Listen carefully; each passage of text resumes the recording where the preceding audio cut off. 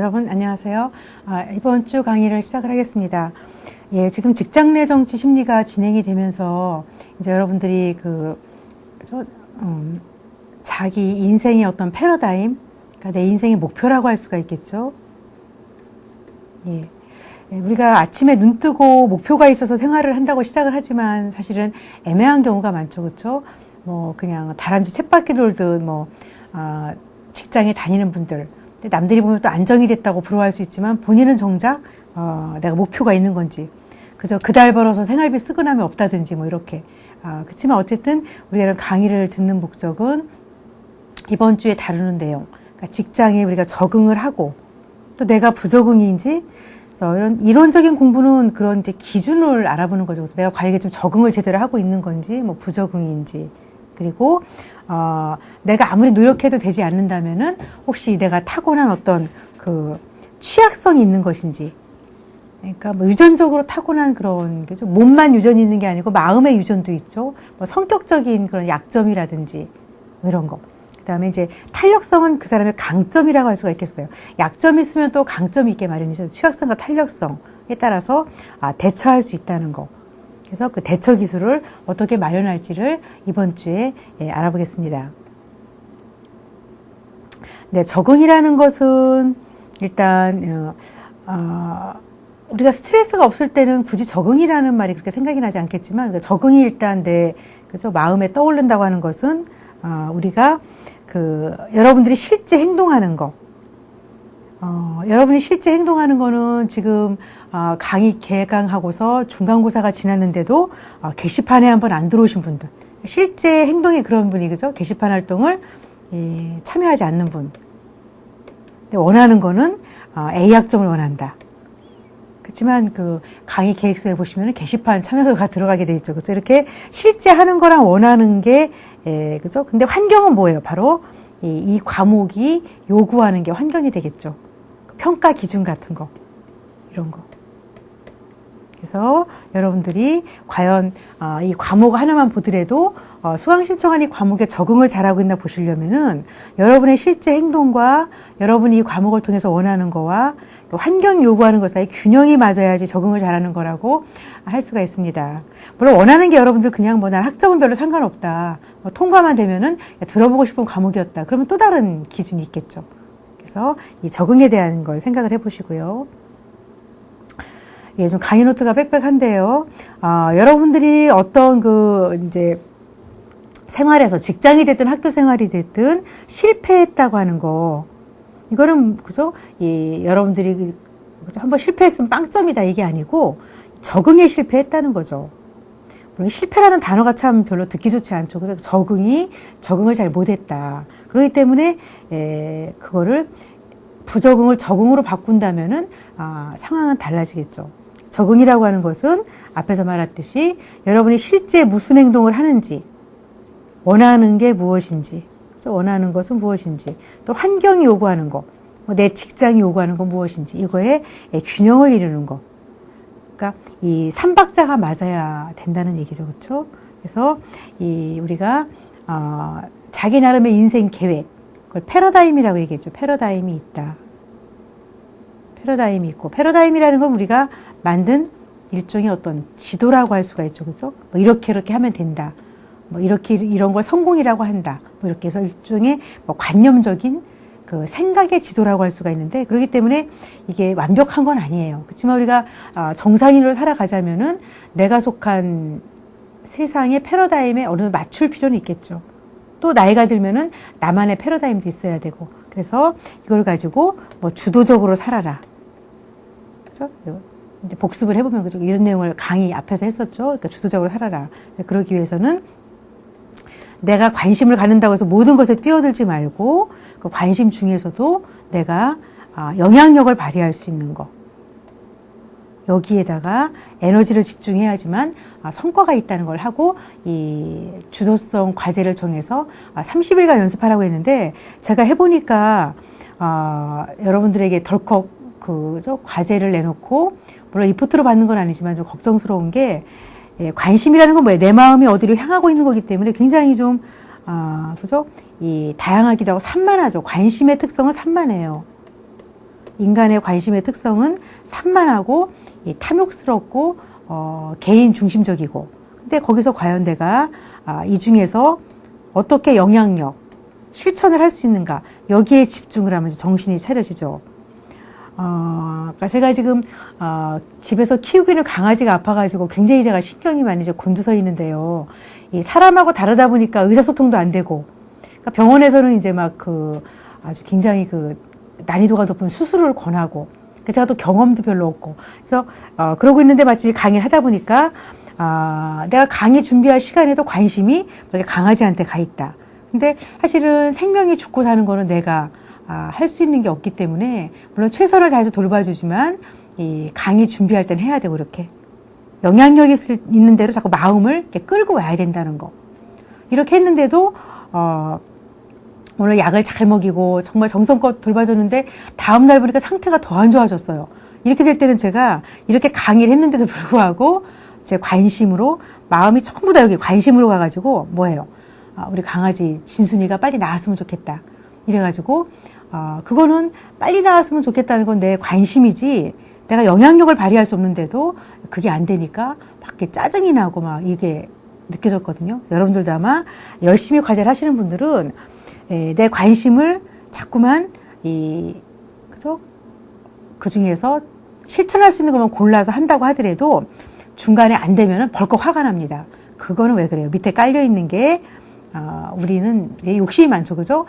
내가 한번 맘먹으면은 내 뜻대로 돼야 된다, 이렇게 소원을 비는 건 좋지만 소원이 이루어지고 안 이루어지고는 최선을 다하고 결과를 하늘에 맡겨야 되는 거죠. 그래서 여러분들이 아마 과제 하다 보면 미국에서 나오는 게 이런 게 많아요. 굉장히 어떻게 하면 성공한다, 뭐 주도적이 되라, 이렇게 하는데, 저도 이걸로 끌어들여서 강의했었지만 실제로 해봤을 때는 이 동양적인 걸 가미하지 않으면은 벌컥 화가 나거나 남의 탓을 하기 쉽다는 거죠. 할 만큼 했는데 뭐 이렇게.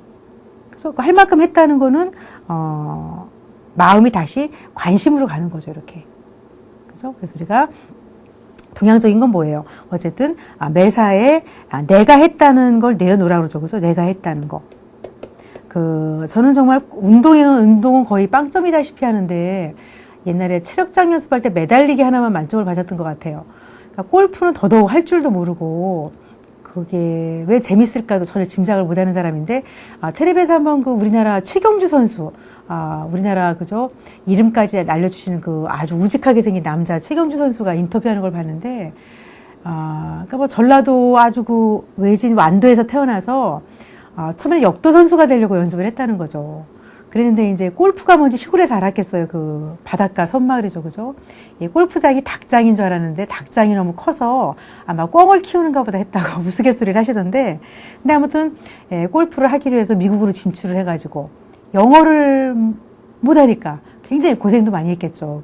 이제 처음에 가서는 무명이기 때문에 이제 서포트도 없었고, 근데 연습을 얼마나 했는지, 그러니까 다른 나라 선수보다 1시간 일찍 나와서 1시간 늦게 가고, 나중에 손이 안 펴졌다고 그래요. 이걸 하나하나 이렇게 펴야 될 정도로 이 손이 골프채에 달라붙어가지고 연습을 너무 해가지고. 그러니까 제가 그거 보고 가끔 저는 골프도 모르면서 최경주 선수가 뭐 상금 받았다 뭐 이런 거 나오면은 저게 뭐길래 저렇게 상금을 많이 줄까 되게 부러웠는데, 막상 연습한 그죠? 연습한 걸 보니까 정말 그거는 그죠? 타고난 재주는 뭐 체력은 타고났겠지만 나머지는 정신력이었다는 거. 얼마나 연습을 하면 이게 펴지지 않을 정도로. 뭐 운전도 마찬가지고 여러분들 처음에 힘들었지만 나중에 이제 연습을 해야 이렇게 이루어지는 거죠, 그렇죠? 그래서 우리가 내가 운이 없다, 뭐 이런 것도 뭐예요, 그죠? 본인이 연습을 하고 준비해두면은 이게 언젠가 기회랑 만났을 때 이게 이제 운이 된다 그랬죠, 그죠? 그래서 여러분들이 강의 주제가 어떤 게 나오든지 간에 여러분들이 그때그때 그 내용들을 연습해 두셔야지 기말고사 때도 편하시고. 그래서 지금 주도성 연습은 우리가 죽는 날까지 해야 되죠, 그죠? 내가 주인공이 돼가지고 뭔가 주도적으로 하라는 건데, 이걸 하실 때 너무 그죠? 내가 해야 된다 이렇게 해가지고 화가 나는 거. 근데 그렇게 열심히 한 최경주 선수도 내가 이만큼 했으니까. 근데 이런 마음이 아니고 굉장히 겸손하시더라고요. 좌절도 많이 했지만, 그러니까 하다못해 뭐 연습하는 고생은 둘째치고, 혼자 차를 몰고 갈 때, 골프장을 찾아갈 때, 이제, 운전할 때 그런 안내판이죠.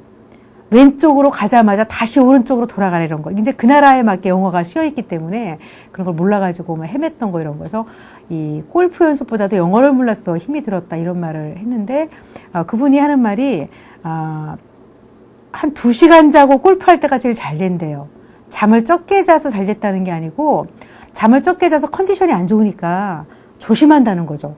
내가 잘해야 되겠다는 생각을 딱 내려놓고 오늘 그냥 최선을 다해보자. 이렇게 감사하는 마음으로 할 때는 메달을 땄는데 한 7, 8시간 자고 컨디션이 좋았을 때 오늘 뭐 좀 되겠는데 이런 날은 완전히 꽝이었다고 하는 걸 들었습니다. 그래서 여러분들이 잠을 줄이라는 건 아니고 이 요즘 세상에 그죠? 최선을 다하는 건 누구나 그래서 할 수 있는 거 최선을 다했다 하더라도 여러분들이 내가 했다는 걸 내려놓는 거. 동양에서 자꾸만 나를 내려놓으라고 한 그게 서양에서 아직 그런 걸 모르는 것 같아요. 무조건 내가 어떻게 될 건지만 주목하면은 악착같아지고 화가 나기 쉽다는 거. 그걸 염두에 두시고 여러분들이 하셨으면 좋겠습니다. 그래서 이 적응이라는 거는 역동적인 과정이라는 거는 역동은 이제 다이나믹하다 그러죠. 그죠? 그래서 정신분석에서도 말했고 그 역동적인 거는 여러 가지 세력이 서로 이렇게 힘을 주고받는다는 얘기예요. 세력을 견제한다.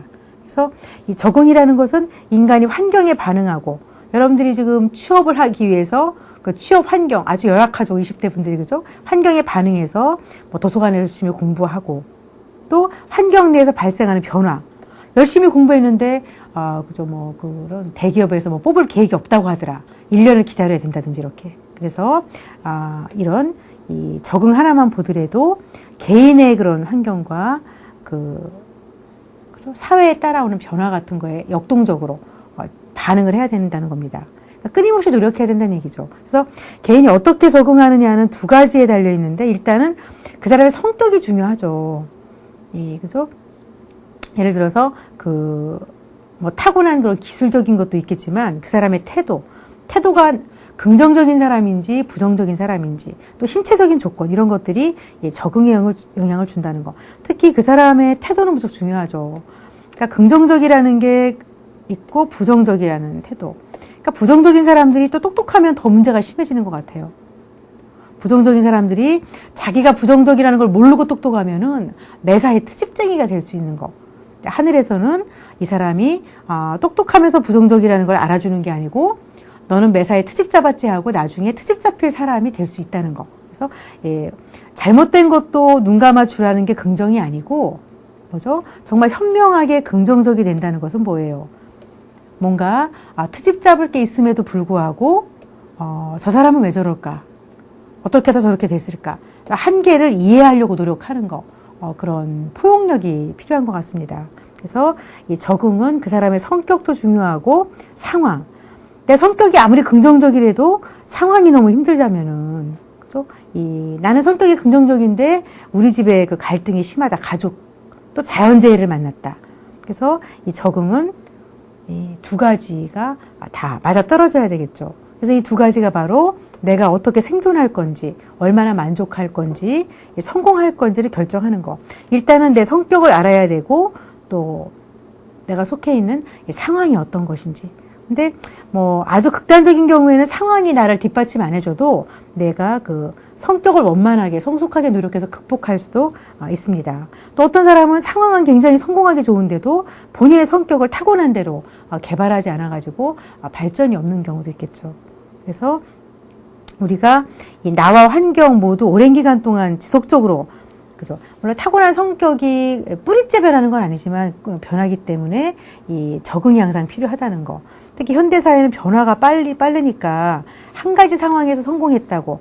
그래서 내가 집에서는 굉장히 유능한 자식이었다 하더라도 다른 상황에서 또 직장에서는 아닐 수가 있고 또 A라는 직장에서 성공이었지만 B라는 직장에서 아닐 수가 있고 똑같은 직장이지만 직급이 바뀌면서 승진하면서 뭐 적응이 어려울 수도 있고 그래서 이렇게 방심할 수가 없다는 얘기가 되겠습니다. 예, 그럼 이번에 이제 부적응 행동과 일탈 행동이 나와 있는데요. 모든 부적응 행동은 일탈 행동이다. 그러니까 내가 뭔가 부적응하지 못하고 있다. 그거는 뭔가 일탈은 뭐죠? 어떤 기준에서 벗어난 거. 적응하지 못했다는 건 일단 기준에서 벗어났다고 볼 수가 있습니다. 그죠? 그러니까 기준에서 벗어난 걸 일탈이라고 봤을 때. 근데 반대로 일탈적인 거, 뭔가 기준에서 벗어났다고 해서 모두 부적응은 아니라는 겁니다. 이것 때문에 질문이 되게 많이 올라오는데요. 그러니까 부적응 행동은 일단 기준을 벗어나서 일탈에 속하지만 일탈이 모두 부적응은 아니라는 거죠. 그러니까 예를 들어서 그 유명한 과학자인 아인슈타인 같은 사람은 12살 때부터 이미 과학의 신비, 그 수수께끼를 풀기로 결정을 하고서 완전히 새로운 방식으로 문제를 보는 그런 물리학자로서 그 상대성 원리를 그래서 우리에게 가르쳐줬죠. 근데 과학자로서는 우수한데 일상에서의 행동들은 생산적이지도 않고 아주 약간 이상한 행동. 그러니까 뭐 이렇게 지나치게 밝은 넥타이를 맨다든지, 그러니까 아인슈타인 사진 보니까 막 노란색 넥타이를 확 띄게 맸다든지, 막 크기도 큰 걸 이렇게, 그 비행기를 못 탔다든지 이렇게, 이런 것들은 약간 뭔가 이 기준에서 좀 벗어난 일탈된 행동인데, 그렇다고 아인슈타인이 부적응적인 사람은 아니었죠. 그래서 부적응했다고 볼 수는 없죠. 그냥 보통 사람하고 다르다는 거죠. 그래서 뭔가 좀 튀는 사람. 그래서 우리가 튀는 사람이 있죠. 그죠? 그러니까 튀는 사람이라고 해서 부적응적인 건 아니라는 거죠. 근데 어쨌든 부적응적인 사람은 뭔가 기준에서 벗어났다고는 볼 수 있다. 이 얘기가 되겠습니다. 그래서 행동이 부적응이라는 것은 뭔가 좀 문제가 있다. 그죠? 이렇게. 그러니까 부적응적인 거는 뭔가 문제가 있으면서 기준에서 일탈, 벗어났다는 거죠. 그죠? 근데 뭔가 그냥, 일탈되기만 한 사람, 아인슈타인처럼 뭔가 좀 튀는 사람, 그런 사람은 꼭 부적응, 문제가 있는 건 아닙니다. 개성이 그냥 그렇게 특이한 사람들이 있죠. 그죠? 그리고, 부적응이라는 건 뭔가 문제점, 다시 이제 노력을 해야 될 점이 있다는, 그러니까 개선할 점이 있다는 거고, 그리고 개인의 취약성, 그러니까 타고난 약점이라든지 대처 능력이 좀 부족하다. 또 환경에서 어떤 특별한 스트레스를 받았다. 그래서 이런 게 문제를 초래했다는 거. 그래서 우리 뭐 직장에 또 학교에 부적응적인 사람이 있으면은 그 사람에게 타고난 취약성이 뭔지, 대처 능력이 어떤 게 부족한지, 환경에 무슨 사건이 있었는지를 보살펴줘야 되겠습니다. 그 다음에 이제 취약성과 탄력성이 나오고 있는데요. 얼마나 잘 적응하는지를 얘기할 때는 적응이 일어나는 조건이 있다는 거죠. 그렇죠? 똑같은 사람, 동일한 사람이 어떤 시기에는 그러니까 직장 초기에는 아주 놀랄 정도로 어려운 상황을 잘 다루다가도 어떤 시기에는 부적응적이 됐다. 이렇게 그죠? 시기에 따라 다를 수 있다. 뭐 이런 거. 특히 사람들이 한 40대가 넘어가면서 가정에도 그런 책임이 높아지면서 아이들이 사춘기가 되고 뭐 진로 결정해야 되고 뭐 집을 사고 이런 여러 가지 부모님 모셔야 되고 이러면서 이제 굉장히 버거워질 수가 있죠. 그래서 똑같은 사람도 시기에 따라서 다를 수가 있고, 또 어떤 사람은 딴 사람이 잘 다루지 못하는 것도 잘하는 사람, 뛰어난 사람도 있게 마련이라는 겁니다. 이렇게 다양성이 존재하기 때문에 부적응 행동이 단순히 특정한 사건 때문에, 그 스트레스 때문이라고, 그죠? 또는 어떤 상황 때문이라고 하는 건 충분하지가 않다는 겁니다. 무슨 말인지 알겠죠? 그죠?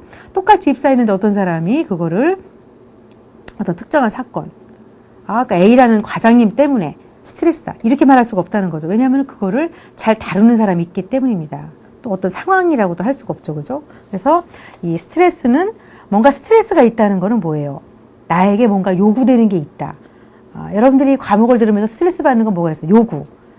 그죠? 뭐 게시판 활동을 해야 된다든지, 또 제한이 있죠. 그죠? 이 과목을 듣는 한, 그 강의를 언제까지 들어야 출석이 된다든지, 이렇게.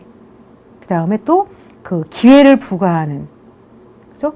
이 강의를 들으면서 여러 학점을 받을 수 있는 기회를 주는데 거기에 여러분들이 반응을 해야 되죠. 그렇죠? 그래서 어쨌든 스트레스 자체는, 그죠? 우리가 살아있는 한 있을 수밖에 없고, 이 자체가 우리를 힘든다기보다도, 그죠? 우리가 무엇을 요구받는지, 또 제한이 뭔지, 또 기회를 어떻게 활용할 건지, 여기에 반응을 잘하면 된다는 겁니다. 그래서 여러분들이 각자 개인의 생활을 특징 짓는 것으로서 나에게 위험 요인, 약점이 되는 건 뭔가, 보호 요인은 뭔가, 이거를 생각해서, 그죠? 각자 나름대로 어떤 노하우가 있어야 되겠습니다. 먼저 취약성, 약점을 먼저 보시면요. 타고난 약점이라고 볼 수가 있는데, 자동차 타이어도 어때요? 달리다가 아무래도 많이 달아서 약해진 부분이 펑크가 나기 쉬운 것처럼 사람도 타고날 때부터 취약점이 있다는 겁니다. 그래서 이 취약성이 있다는 것은 어떤 상황에서 부적응적이 될 수 있다는 걸 말해준다는 것. 어떤 상황에서는 효과적일 수 있지만 다른 상황에서는 그렇지 못하다. 그런 거. 되게 유전적으로 타고났거나 이 성격에 의해서 증가될 수도 있다는 거. 예를 들면은 안정적으로 결정을 내리는 능력. 우리가 살다 보면 결정을 내릴 일이 수없이 많죠. 그러니까 평범한 아줌마들 같은 경우는 공과금을 제때 낼 것이냐, 연체금을 물더라도 미루고 볼 것이냐, 아무것도 아닌 것 같지만 그렇죠. 뭐 이런 거. 근데 이런 것도 이제 항상 결정을 안정적으로 내리는 사람. 이것도 타고난 요인이 좀 있습니다. 무조건 미루고 보는 사람들이 있죠, 그죠? 또 너무 서두르는 사람들이 있고. 그리고 이것도 이제 기술이라고 볼 때 부족하면 스트레스를 받겠고. 이런 것은 이제 안정적으로 결정을 내리는 기술이 부족한 사람들은 어때요? 기대치 않은 부정적인 경험에 의해 증가될 수 있다. 그러니까 뭔가 차분하게 결정을 내리는 맺고 끊는 게 부족한 사람들은 나 혼자 그냥 산다면은 그럭저럭 살겠지만 인생이라는 게 기대치 않게 뭐 서두르는 일이 생기거나 어떤 마감 기한에 맞춰야 될 때 굉장히 그 취약점이 늘어날 수가 있다는 겁니다. 또 어떤 사람들은 일상생활에서 일어난 일을 효과적으로 다루지 못하기 때문에 그저 그 일을 처리하는 능력이 좀 떨어진다. 일머리가 없다. 뭐 이럴 때 취약하게 될 수가 있고. 또 사람들의 내적인 요인과 외적 생활 조건들이 그 취약성과 부적응용 등의 위험을 증가시킬 수도 있습니다.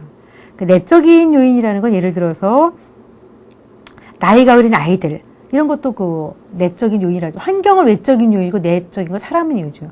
아동이나 굉장히 그 청소년들. 그러니까 청소년들은 굉장히 감정의 기복도 심하고 반항도 하는 시기인데 아동과 청소년은 그렇기 때문에 굉장히 국가에서도 보호하는 차원이 많죠. 또 노인과 장애자들, 또 불이익 받는 소수 집단들은 굉장히 그저 그 타고난 것 외에도 부적응적인 으로 될 소지가 높기 때문에 특별한 배려가 필요하다는 것입니다.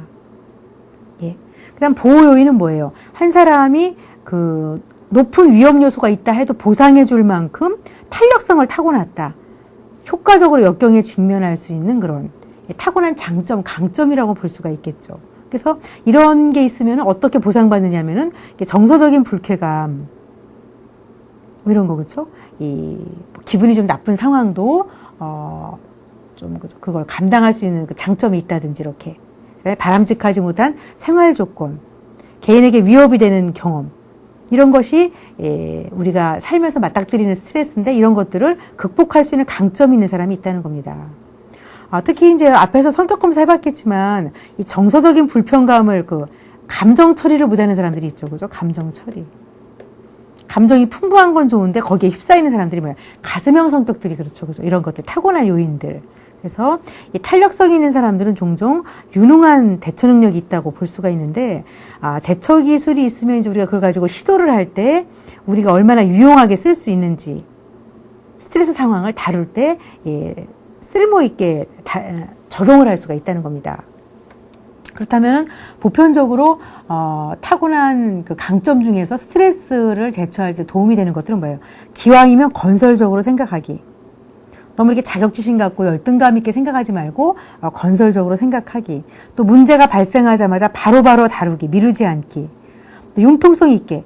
이거 안 되면 막 큰일 날 것처럼 안달복달하지 말고 융통성 있게 좀 대처하기.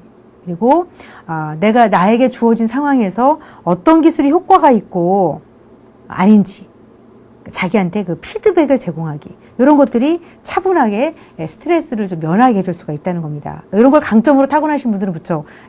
그죠? 그거를 어디 얼마나 유용한지 상황의 본질에 맞게 자기의 약점과 강점을 활용해야 된다는 겁니다.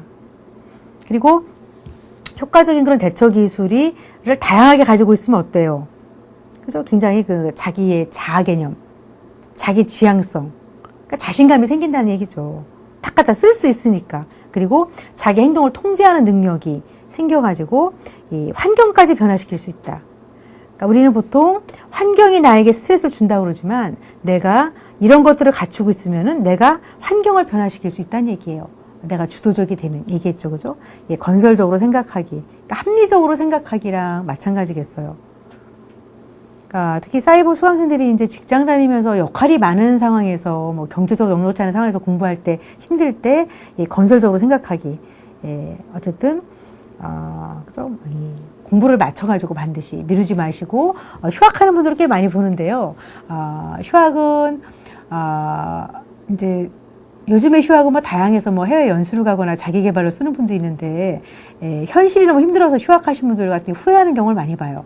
그죠? 그래서 굉장히 그때 건설적으로 생각해서 휴학이 스트레스를 회피하는 그런 반응이 되어서는 안 되겠죠, 그죠?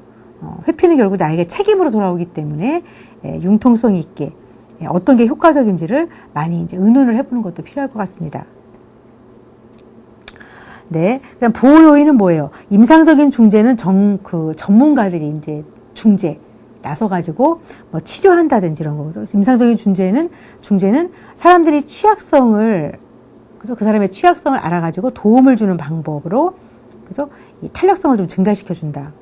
그러니까 생활에 위기가 닥쳐도 덜 취약하게 하기 위해서는 뭐예요? 그 사람의 소망이 무엇인가, 동기와 갈등이 무엇인가를 아는 게 필요하죠. 어떤 사람이 스트레스가 많아서 보니까 소망이 그죠? 굉장히 좀 이렇게 거창한 소망이 있어요. 제 주변에 대통령이 되려고 하는 되고 싶다는 남자분을 제가 본 적이 있는데, 어렸을 때 꿈이 그렇다고 그러는데, 제가 그 친구를 어렸을 때부터 봤는데, 아주 꾀가 많고, 반장 같은 거 몇 번 했는데, 성적이 좀 기복이 많아요. 1등 했다가 툭 떨어졌다, 이렇게. 대학교도 재수에서 나쁘다는 게 아니고, 능력 발휘를 못하는, 굉장히 꾀돌이 같은 사람인데, 나중에 들어보니까 꿈이 대통령이었다고 그래요. 그러면은, 소망이 크다면은 뭐예요? 동기는 뭐죠? 마음이 어디로 향하고 있는 거. 마음이 어디로 향하게 하는 거. 마음이 어디로 향하는가.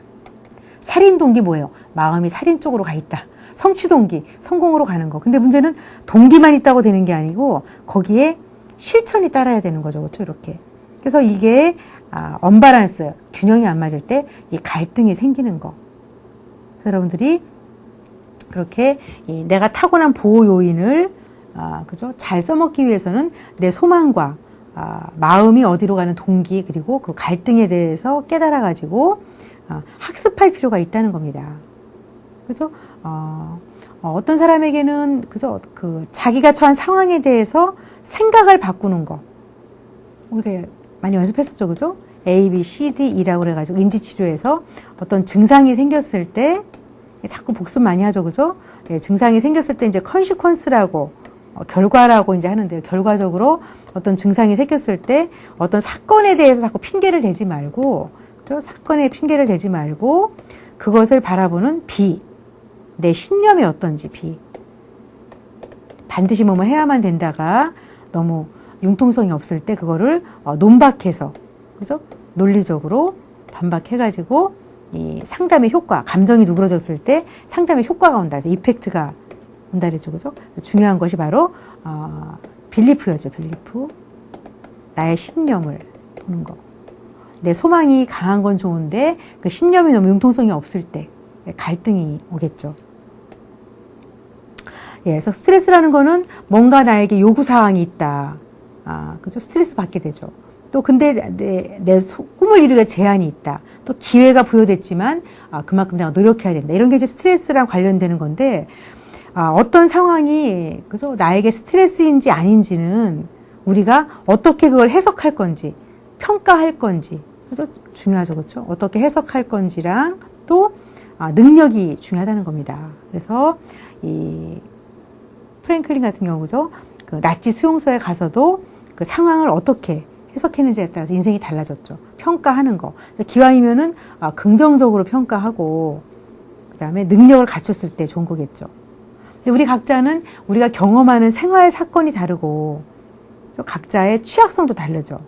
그래서 여러분들의 취약성, 그 약점이 있다면은 부정적인 그 위험성이 증가가 되기 때문에 여러분들이 여러분 자신의 기질, 또 대처 기술이 어떤지, 또 내가 끌어다 쓸 수 있는 사회적인 지지. 사회적인 지지는 뭐예요? 내 편이죠. 일단 가깝게는 가족이나 친구, 학교, 주변에 그 서포트를 마련해가지고 더 그 스트레스에 도움을 받는 거. 그래서 이 취약성의 정도가 얼마냐에 따라서 부적응 행동이 증가되기도 하고 감소되기도 한다는 겁니다.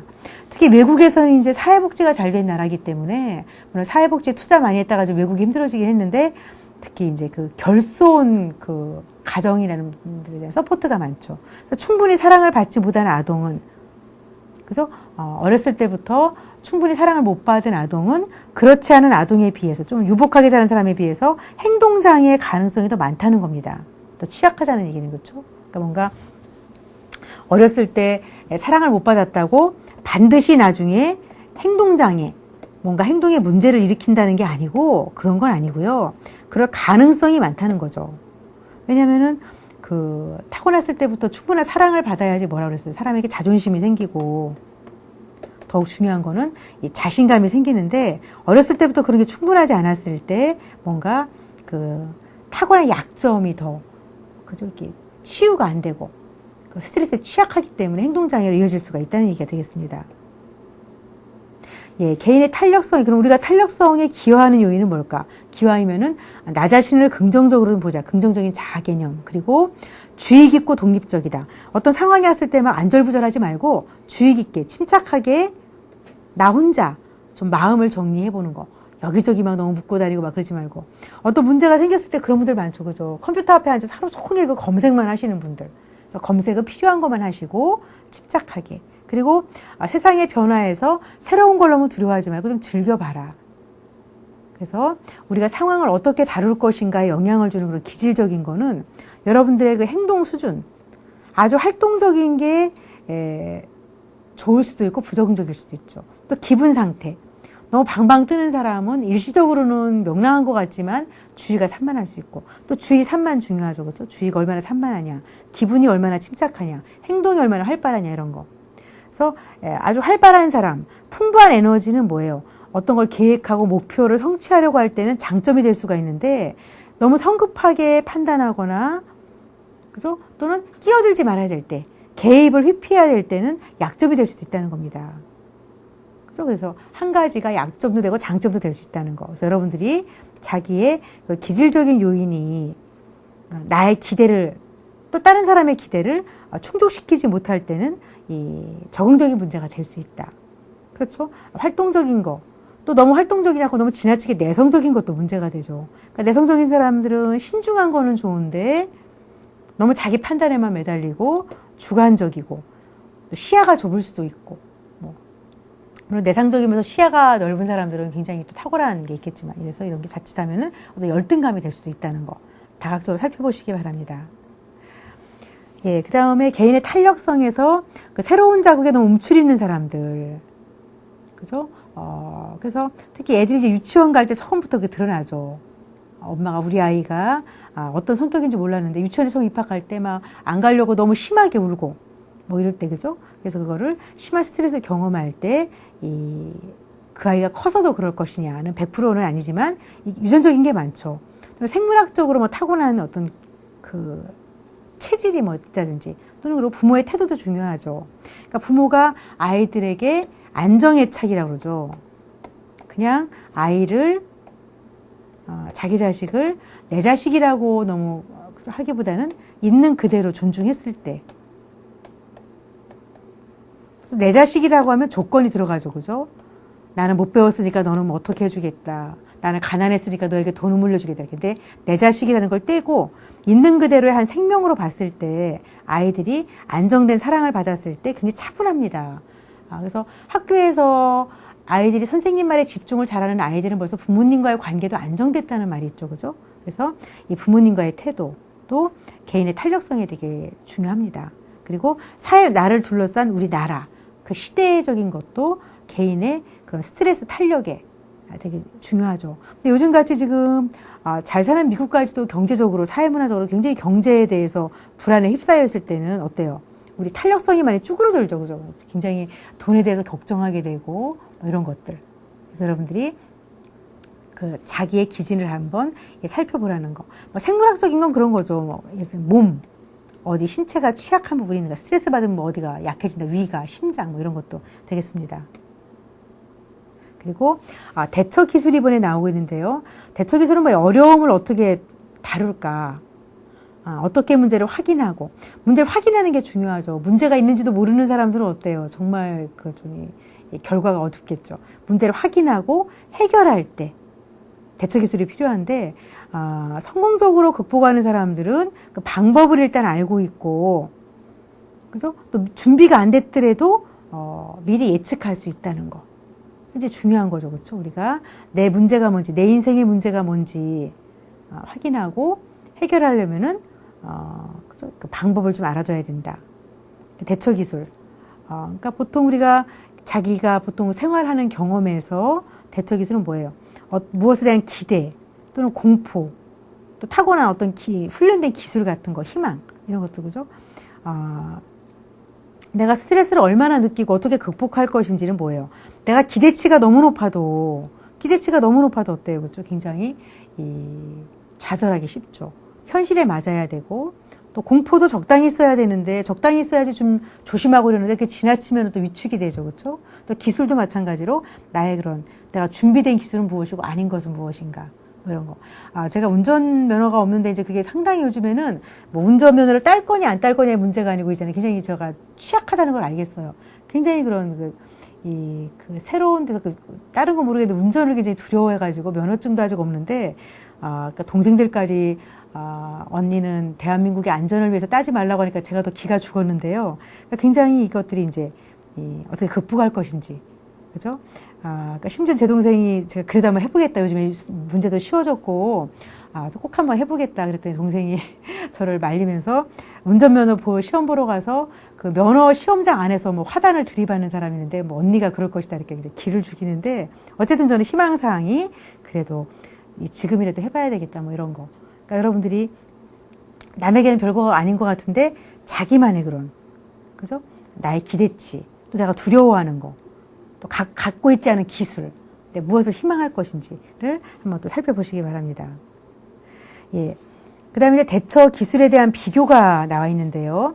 문제에 직면했을 때 너무 혼란스러워하지 말고 비슷한 상황에서는 어떻게 해봤는가, 딴 사람들은 어떻게 했는가 비교해보고, 비교라 그랬죠, 그죠? 그리고 성공적으로 잘했을 때 내가 옛날에 과거에 잘 나갈 때 내가 어떻게 했던가 미리 겁먹지 않고 잘했는데 뭐 이런 거.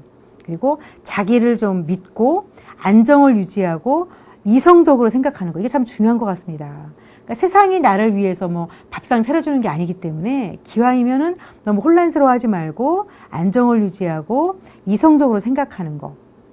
그래야지만 현실을 제대로 평가하고 반응할 수가 있다는 겁니다.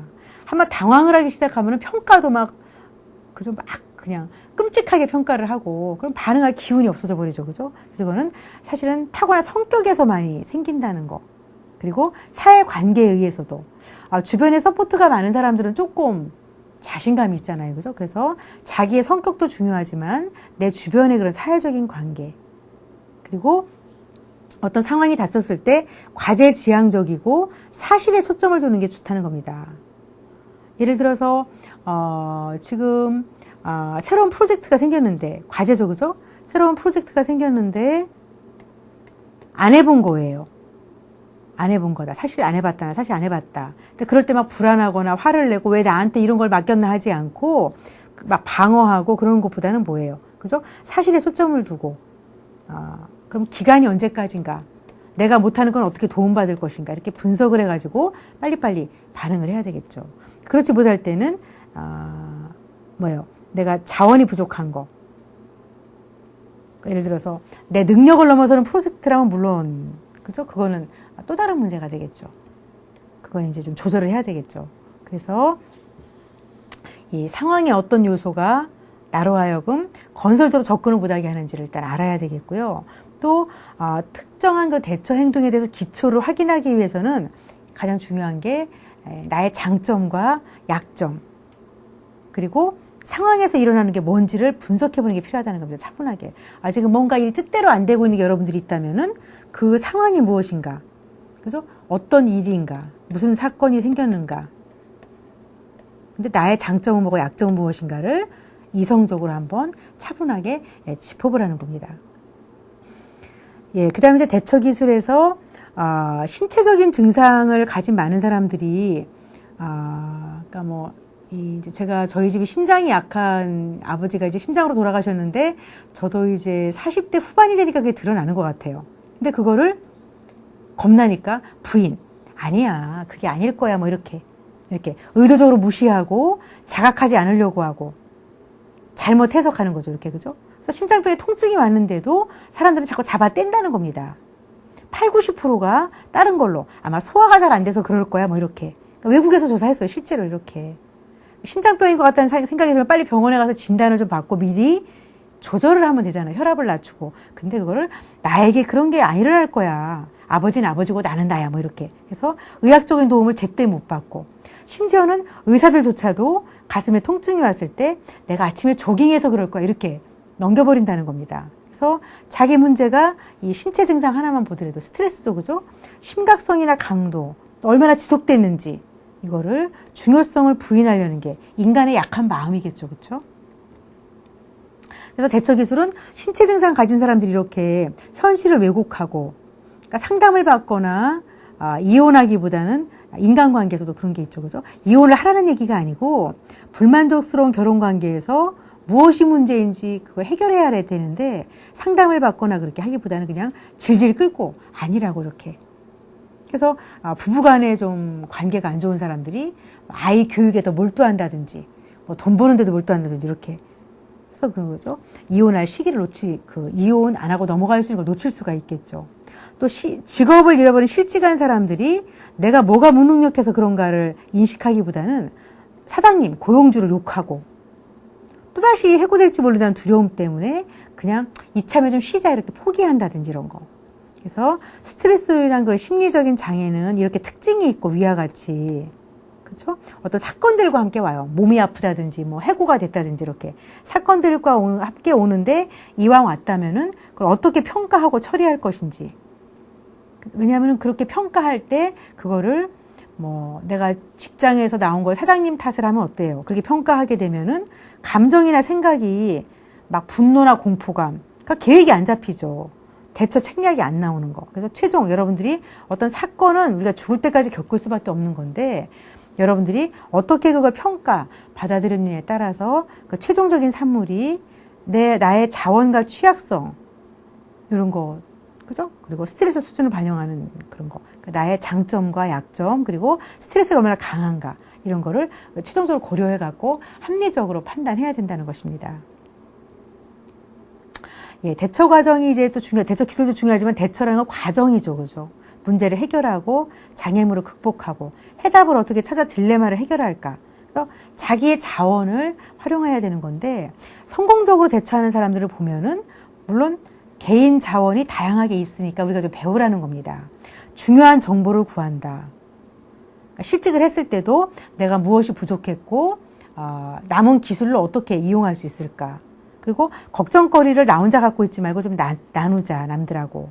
또 해결 가능성을 높이기 위해서 상황을 재정의한다. 그러니까 실직한 거를 실패했다고 보지 마시고 나 이제 끝났다 이렇게 보지 마시고 그죠? 고통은 뭐라 그랬어요? 변화를 알리는 신호라 그랬죠, 그죠? 내 인생이 이제 변화해야 되겠다 이런 거. 그리고 대안은 뭐가 있을까? 그 결과를 한번 시험해 본다. 이거저거 찾아서 한번 실천을 좀 해보고 고통스러운 부분을 좀 누그러뜨리 희석시키기 위해서 유머. 뭐 오늘만 살고 죽을 거 아닌데 딱 여유를 좀 가지고 장기적인 안목을 갖는 사람들이 똑같은 스트레스에서도 성공할 확률이 높다고 나와 있습니다. 예, 이런 대처 과정에서 사람들이 더욱 잘 대처하기 위해서 연구를 많이 했는데요. 결과적으로 살펴봤더니 연구의 결과를 봤더니 나에게 해를 입힐 수 있는 거를 본인들이 모른다는 겁니다.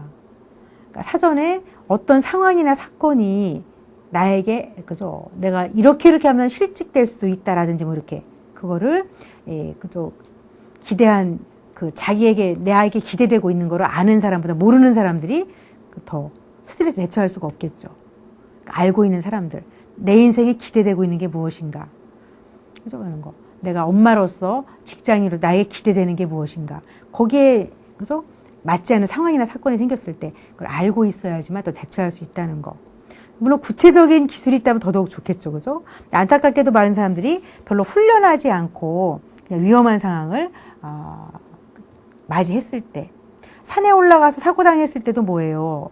일기에 보면 비 온다고 했는데 꼭 산에 가서 사고 당한 사람들 있죠, 그죠? 부족한 훈련과 준비, 설마 하는 거, 이런 거. 그래서 특정한 기술을 좀 학습하는 거. 꾸준히 점진적으로 포기하지만 말고 꾸준히 해가지고 그걸 훈련을 한번 해보자는 거. 그럼 모델을 관찰하는 거. 제가 산에 가봐도 아줌마들이 그러니까 디스크로 오는 환자 2,000명 중에서 반이 저 같은 아줌마들이 오랜만에 산에 갔다가 허리 이렇게 삐끗하는 거, 이런 거, 그렇죠? 산에 가서 모델을 관찰해 보면은 산에 자주 온 아줌마들은 벌써 태도가 다른 것 같아요. 장비가 딱 갖춰져 있고, 특히 내려갈 때는 뭐 이렇게 지팡이 짚는다든지 이런 식으로 모델을 관찰하는 거. 사람들은, 근데 우리는 보통 때 이렇게 모델을 관찰하거나 이렇게 점진적으로 준비는 하지 않고 무슨 문제가 생기면은 높은 각성 수준, 뭐예요? 각성은 뭐죠? 이렇게 너무 흥분돼 있는 거, 깨어 있는 거. 이래가지고 사람이 적당하게 깨어 있어야지만 시험 볼 때도 막 이렇게 문제가 잘 풀리지, 너무 지나치게 오버돼 있으면 어때요? 집중이 안 되죠. 그래서 높은 각성 수준 때문에 적응적인 사고가 방해를 받아서 실패하게 된다.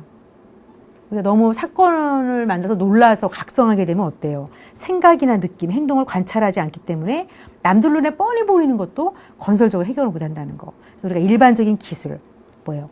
다시 한번 나오지만 건설적으로 생각하고 융통성 있고 어떤 게 효과가 있고 효과가 없는지를 피드백. 요즘에 피드백 받기 좋잖아요. 굉장히 인터넷 정보도 많고 하기 때문에 여러분들이 끊임없이 그렇죠? 게시판을 통해서 이렇게 질문하고 대답하는 것도 피드백 받는 거죠. 여러분들이 노력을 해서 이 스트레스에 대처하는 거. 이번 강의의 제일 중요한 점은 나의 그 취약성, 약점은 무엇이고 강점은 무엇인가, 그리고 나를 둘러싼 상황은 또 무엇인가, 여기에 맞게 자꾸 준비를 하자는 것입니다. 네, 내용들을 한번 정리해 보시고 평가 문제도 풀어보시고 다음 내용에서 스트레스에 대한 대처를 계속 이어서 보시겠습니다. 수고하셨습니다.